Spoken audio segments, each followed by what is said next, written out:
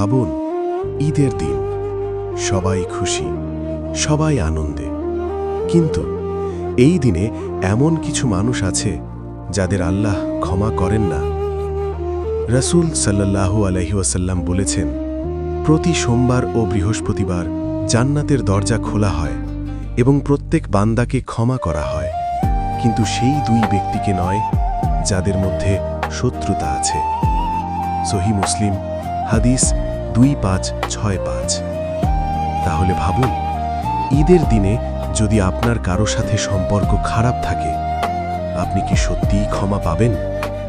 আল্লাহ বলেন, তোমরা পরস্পর সংশোধন করে নাও।